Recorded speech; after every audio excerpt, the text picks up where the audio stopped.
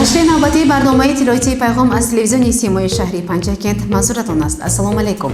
در استودیو با شما میسات مولایوا و کارگردان اسماعیل جان خلف می باشیم.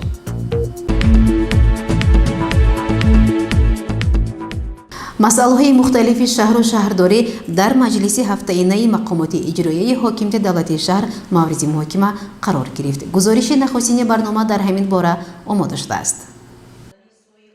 در جلسه نوبتی هفته‌واری مقامات اجرایی حکومت دولتی که آن تحت رهبری رئیس شهر خالق‌زاده عبدالخالق برگزار شد، نخست مدیر شعبه عمومی نظارت و مراجعه شهروندان دستگاه رئیس شهر شهادت قیامزاده برآمد کرده اوید بر رفت اجرای سپارش پروتکلی جلسه نزد رئیس شهر اخبارات داد و گفت که با عیب بعضی مسئولان بعضی بندهای این جلسه تامین نگردید. رئیس شهر علاقمند به این موضوع ملاحظه بیان نموده از متصدیان اجرای سپارش‌های پروتکلی پرسش به عمل آورده آنها را وظیفه‌دار ساخت که برای تامین وظیفه به عهدهشان واگذار شده تدبیرهای لازمی اندیشند.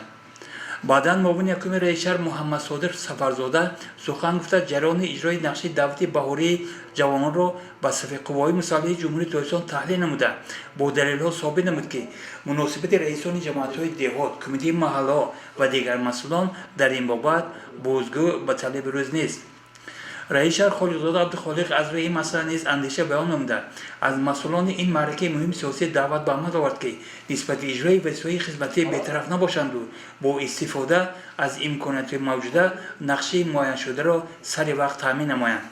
در جلسه همچنین اوید به بنیاد انشاءات جشنی وسط کارهای بهاری صحرایی ساختمان مؤسسه‌های تعلیمی در دهات علاهیده با کادرهای طبی تامین نمودن مؤسسه توابتی جماعت دهات فرا توجه به آزمون‌های فروغ صبح دانای کتاب است جلب صاحبکاران سخاوت پیشه به کارهای آبادانی توجه به مسئله ثبت خرمگردانی با کلی بهتر نمودن کارهای تشویقاتی ترغیباتی و چند مسئله دیگر ملاحظه ایرادات بیان شده از طرف رئیس شهر خالق‌زاده عبدالخالق فکر جالب بابت متحد بودن با نقش نیت‌های نیک اطراف مقامات اجرایی حاکمیت دولت شهر سرجم آمدن از یک گریبان سر برآوردن درک مسئولیت نسبت بنیاد انشاءات بخشیده به 30 سالگی استقلالیت دولتی جمهوری تاجیکستان بیان شده در نزد متصدیان مسئولان در همه سطح وظیفه‌ها گذاشته شد.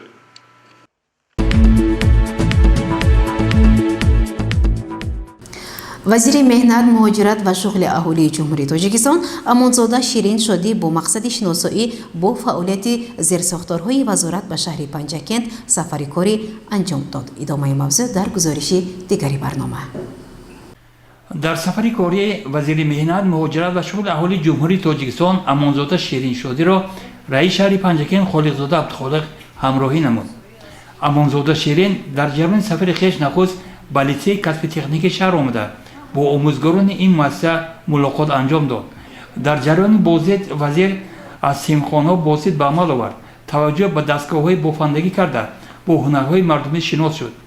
بعدا امانزاده شیرین وارد کتابخانه لیسه شده با نامگوی ادبیات‌ها شناس شد و بعضی مصلحت‌های خود را اوید به ادبیاتی به این بارگاه هنر ضروری پیشنهاد داشت.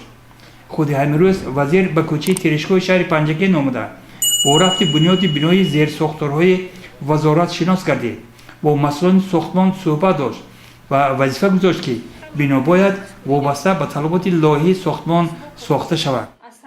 در ادامه سفر وزیر مهنت مهاجرت و شغل اهالی امانزاده شیرین شادی به بیمارخانه مرکز شهر آمده با فعالیت آن شناس شد با جریان تابعات آشنا گردید و چند نفر بیماران را عیادت نموده با آنها تن صحت خاطر خوش و روزگار آباد تمنا کرد.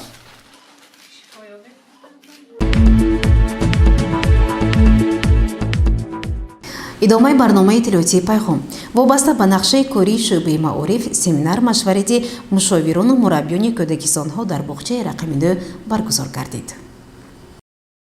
اهمیت بازی‌های ملی و استفاده اسباب‌های دستی ساخت چنین نام داشت سمینار مشورتی مشاوران و مربیان شهر و دهات پنجکent که در کودکستان رقم 2 دایر گشت.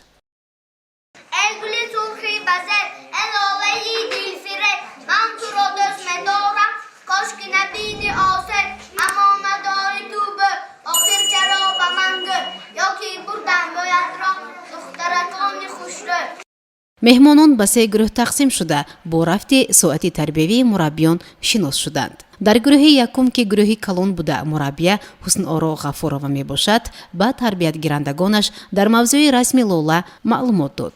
кӯдакон ба гурӯҳҳои алоҳида тақсим шуда гули лоларо рӯи коғаз кашида баъдан сохтанд. барои беҳтаринҳо ҳамчун тӯҳфа ситорача дода шуд. мавзаи гузаштаи мо ширеш намудани гулдан буд. мо гулро дар гулдан ширеш намудем. گولی کشتی محمود جان بینیم گولی محمود جان چه کشتی است بچه آفرین дар гурӯҳи дуюм ки гурӯҳи тайёрӣ буда мураббия тӯҳфанисо баҳриева мебошад, оид ба мавзӯи модар офарандаи ҳаёт сухан рафт ва мураббия баҳриева аз эҳтироми модар ва мақоми зан дар ҷомеа ба шогирдонаш ҳарф зад. барои соддафаҳм шудан ва дарк кардани маънии модар тарбиятгирандагон саҳначаи тарбиявӣ низ пешкаши меҳмонон гардонинданд. دخترها آمدتم رقص من تیارم مثل برای تو برای چی؟ چونکه تو مادرم رو رنجوندی مادر جان ببخشید من در این رشت شما را رنجاندم از خیالم رانده من برای شما تحفه تهیه کردم آزیوه را برآورده میدهم منم مادر جان ایستم نه دخترم من کاری تو را میبخشم زن مادری من مادری تو مادری آن زن شربتی هر معرکه و کاسه ای جان است به زن چی بود زندگی او دید در آن زن حسنی زمین حسنی زمان سما حسنی سما کنار مادر را بیشت است و دوستان در و شیر پاک آب حیات جای پایان مهر صداقت نامیده است کنار بری مادر دلپذیر بیشت است و دوستان در جای شیر. дар гурӯҳи миёна бо роҳбарии мураббия раъно қулмуродова дар мавзӯи ширешкунии гулҳои баҳорӣ машғулият гузаронида шуд. онҳо ҳам аз коғази ранга ва селофанҳои полиэтиленӣ гулҳои гуногун сохта ҳунари ширешкунӣ ва гулсозии хешро намоиш доданд. дар ҳуҷраи алоҳида мураббия ҳуснафзо ғафурова тарзи сохтани суроби мурғобиро нишон дод ки ин барои иштирокчиёни семинар-машварат хеле ҷолиб буд. моро хеле мамнун он кард ки бачаҳо метавонанд расм кашида, метавонанд ширеш карда, метавонанд ранг фаҳмида. ин албатта яке аз баҳои баланд бар машғулият аст ва мураббия Гулмуродова ки тавонистанд кӯдаконро ба ҳамин рӯҳияи ватандӯстӣ, рӯҳияи расмкашӣ ки албатта дар оянда тоҷикистони зебои худро тасвир менамоянд ва гулҳои баҳорӣ ва зебогиҳои тоҷикистонро ки ҳозир дар ҳузури мо кашиданд хеле моро ба тааҷҷуб ва ҳайрат овард ки кӯдакони хурд ҳам бошанд чунин расмҳои зеборо кашида тавонистанд. чорабинӣ ки дар муассисаи таҳсилоти томактабии рақами 9 гузаронида шуд нишон дод ки ташкили чунин чорабиниҳо метавонад ба ивази таҷриба донишу малакаи мураббиёну мушовирони кӯдакисонҳо мусоидат намояд.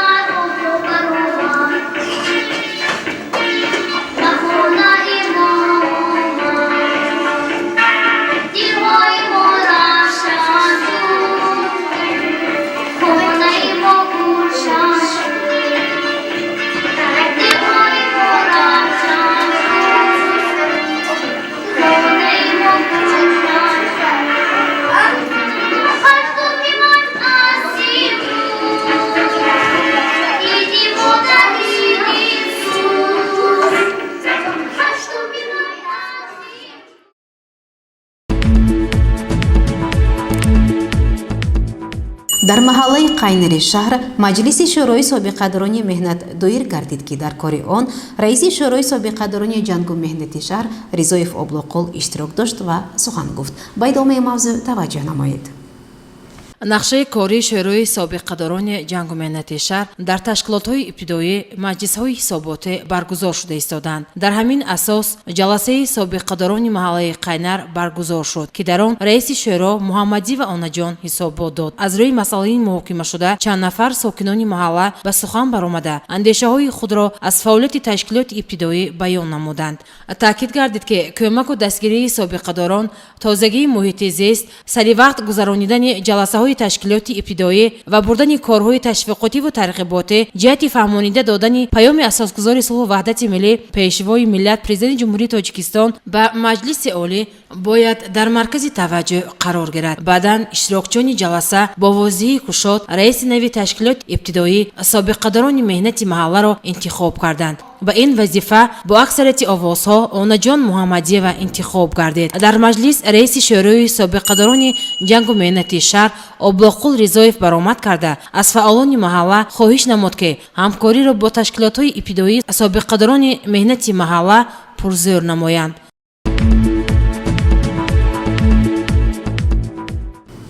бо иқдоми кумитаи кор бо ҷавонон ва варзиши назди ҳукумати ҷумҳурии Тоҷикистон дар ҳамкорӣ бо зерсохторҳои он дар вилояти Суғд ва шаҳри Панҷакент мусобиқаи ҷумҳуриявӣ оид ба гӯштини намуди Unified Light дар толори муассисаи таҳсилоти миёнаи умумии рақами 71 гузаронида шуд.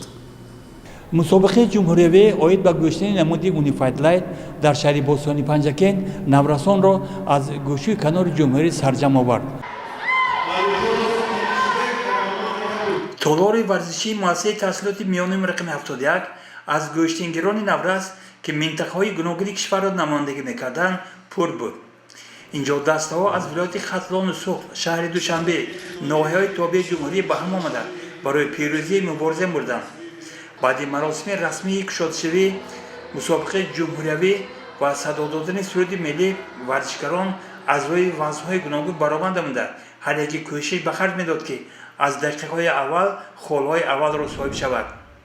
намояндаи шаҳри Панҷакент устоди донишкадии омӯзуви Тоҷикистон дар шаҳри Панҷакент чун мураббӣ Бахтиёр Давронов ки яке аз масъулони ин чорубӣ низ ҳисоб меёфт ҳангоми мусоҳиба чунин андеша баён дошт. ман Давронов Бахтиёр, президенти Федератсияи Unified Универсали бои вилояти Суғд мебошам.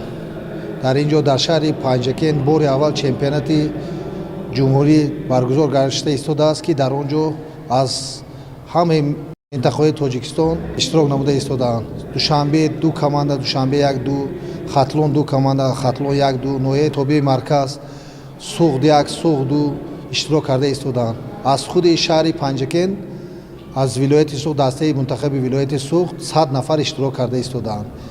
мо дар ин ҷо ташкил кардани ин мусобиқа, баргузории мусобиқа бисёр таваҷҷӯҳи зиёд карда ба ин ҷо овардем ки намуди мусобиқа Unified ин яъне Unified Light, Unified касбӣ, ин намуди Unified Lightаш ин гӯштинги миллӣ, гӯштинги самбо, гӯштинги зудои худуме бо ҳам омехта ҳамин чизро ташкил кардаанд. рушду равнақи ин варзиш дар шаҳри Панҷакент боиси он аст ки ҳамаи наврасон, ҷавонон, кӯдакони шаҳри Панҷакент дар ин ҷо ҳузур дошта ин намудро тамошо карда истода дар оянда ҳамаҳо мехоҳанд ки дар ҳамин намуд шомил шуда машқу тамрин кунанд. ман баробарияти мактаби миёнаи рақами 71 миннатдории худамонро баён мекунам ба раиси ҷавонони шаҳри Панҷакент, ба сарпарасти дар донишгоҳи омӯзгории шаҳри Панҷакент миннатдории худамро баён мекунам ки ин мусобиқа ҳам дар намуди ҳам мусобиқаи 30-солагии ҷашни истиқлолияти Тоҷикистон ва ҳам 90-солагии шодравон шоир ва драматурги тоҷик Файзулло Ансорӣ баргузор гашта истодааст. ман боварӣ дорам ки ин мусобиқа ба сатҳи баланд ҷамъбаст мешавад.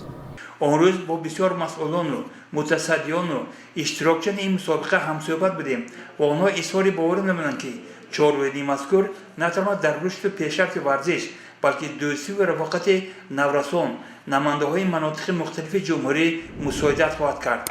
барномаи алоҳида аз ин чорабини варзишӣ намоиш дода хоҳад шуд.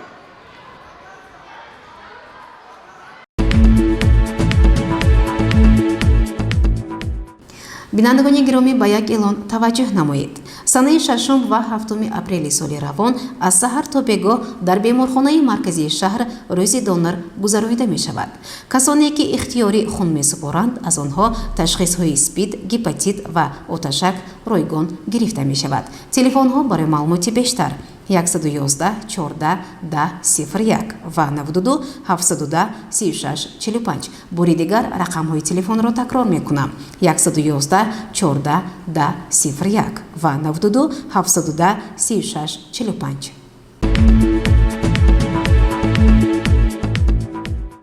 роҳбарият ташкилоти иттифоқи касаба ва кулли омӯзгорони муассисаи давлатии литсеи касби техникии шаҳр бинобар вафоти собиқ директори ин муассиса Барно Самадова андӯҳгин буда ба аҳли оила ва наздикону пайвандони шодравон ҳамдардӣ баён менамоянд.